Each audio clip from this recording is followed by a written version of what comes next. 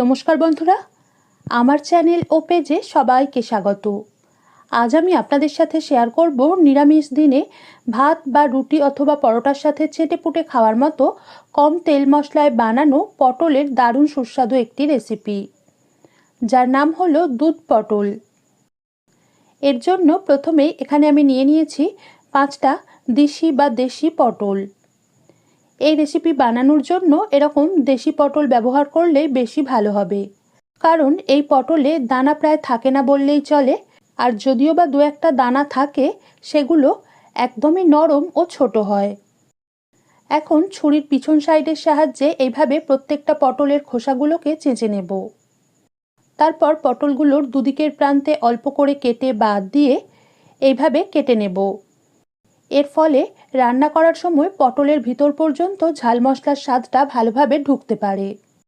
তবে এই রেসিপির জন্য পটলগুলোকে এরকম ডিজাইন করে না কেটে আপনারা খোসা চেঁচে ফেলে দেওয়ার পর মাঝখানে অল্প একটু জোড়া রেখে দুদিকের প্রান্তে এইভাবে একটু করে চিড়ে নিয়েও বানাতে পারেন। এখন এই পটলগুলোর মধ্যে অল্প নুন, হলুদ গুঁড়ো এবং 1/2 চামচ মতো কাঁচা সর্ষের তেল মাখিয়ে একটা সাইডে 10 মিনিট রেখে দেব। এরপর একটা পাত্রে অল্প একটু জল দিয়ে এর মধ্যে দিয়ে দিলাম 1 কাপ বা 250 মিলি মতো ফুল ক্রিম বা ফুল ফ্যাট দুধ।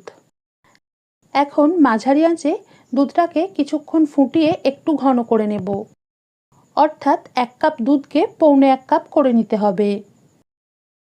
এবার কড়াইতে অল্প সর্ষের তেল গরম করে নিয়ে একটা চেরা কাঁচা লঙ্কা, মুখ ফাটিয়ে রাখা একটা ছোট এলাচ, 1 টুকরো ডালচিনি আর একটা তেজপাতা ফোড়ন দিয়ে কয়েক সেকেন্ড সাঁতলে নিয়ে এগুলো ভাজার সুন্দর গন্ধ বেরোতে শুরু করলেই এর মধ্যে ম্যারিনেট করে রাখা পটল দিয়ে হালকা লাল করে ভেজে নেব।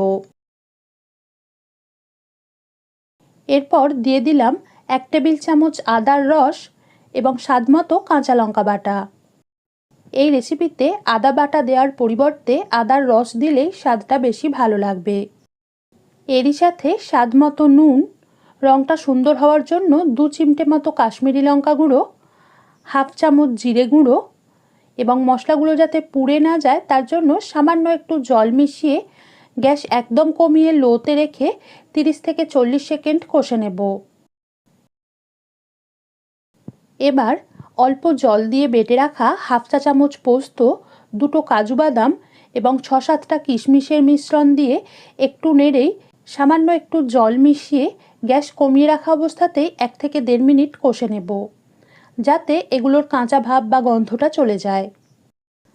যেহেতু এই রেসিপিটা একটু হালকা হবে, তাই কাজু ও পোস্ত বাটার পরিমাণ বেশি দেবেন না, একটু কম করে দিলেই বেশি ভালো লাগবে।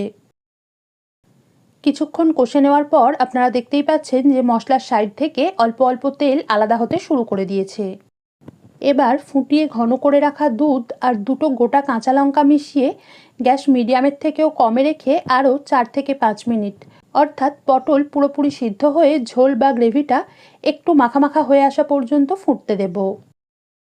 এই পর্যায়ে গোটা কাঁচা লঙ্কা দেওয়ায় কেউ যদি একটু বেশি ঝাল খেতে পছন্দ করেন, তাহলে তিনি এই রেসিপিটা ভাত দিয়ে মেখে খাওয়ার সময় অল্প সিদ্ধ কাঁচা লঙ্কা চটকে নিয়েও খেতে পারবেন। সবশেষে টেস্টটাকে ব্যালেন্স করার জন্য অল্প একটু চিনি মিশিয়ে নিলাম। তারপর স্বাদটা চেখে দেখে প্রয়োজন হলে অ্যাডজাস্ট করে নিয়ে গ্যাস বন্ধ করে অল্প একটু গাওয়া ঘি ছড়িয়ে এটাকে কিছুক্ষণ ঢেকে রেখে নামিয়ে নিতে হবে। তবে এই রেসিপিতে গাওয়া ঘি দেওয়াটাও পুরোই ঐচ্ছিক, না চাইলে বাদ দিতে পারেন।